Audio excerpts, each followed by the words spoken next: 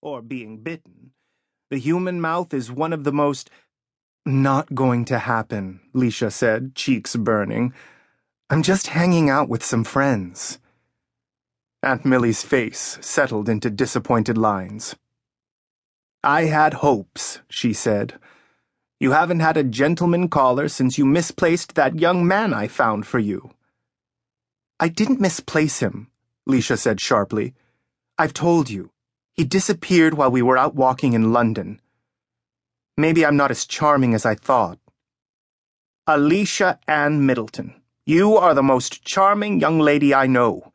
No young man would willingly leave your side." Unless he was attacked and dismembered by the walking dead, Leisha shuddered. "No, I'm not going to think about that. That never happened. Why can't I develop amnesia like every other victim of trauma?" "His family hasn't seen him since either," Aunt Millie said. "They've been terribly persistent. Why, they've even made some rather nasty accusations about you, dear. I think they should look closer to home for culprits. London can be a dangerous place, what with all those graveyards and barrows and ley lines." Right. Ley lines, Leisha thought. "Let's not talk about that, Aunt Millie. It doesn't make sense to dwell on things you can't do anything about." That was her new rule, and it seemed to apply to so much of her past. "I used to be so cold-hearted and ruthless. What's happened to me?" As if she'd overheard Leisha's thoughts, Aunt Millie said, "I'm worried about you, Alicia. You haven't been yourself since you went to London." "I haven't been myself since Jason died," Leisha thought. "I'm fine," she said aloud, as she wrapped a black velvet cape around her shoulders. "Don't wait up. I'll be back late." Trinity, Ohio, was a small town. So Leisha walked the few blocks to Seth Macaulay's house.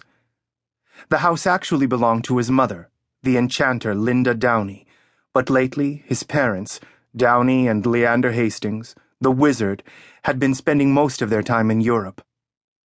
At one time, Leisha would have envied Seth, living on his own, doing as he pleased, but right now, she welcomed the distraction of having Aunt Melisandre around. The constant risk of incineration kept her on her toes. You need something to do, Leisha thought. Something to do besides mope. A quick fling might be just the ticket. Her heart beat faster. Maybe she would meet someone at this party. Someone who'd never heard of the pathetic Leisha Middleton. Who wouldn't want to rehash old news or dig up the bodies of the dead? She needed someone fresh. The Macaulay Downey Hastings home stood in a lakeside neighborhood of Victorian summer homes, built in an era when the rich birthed cottages like a cat drops kittens. Cars already lined the narrow streets nearly all the way to Aunt Millie's. Leisha heard the party long before she saw it. Usually a good sign. Leisha's former boyfriend, the warrior Jack Swift, was directing people in the foyer.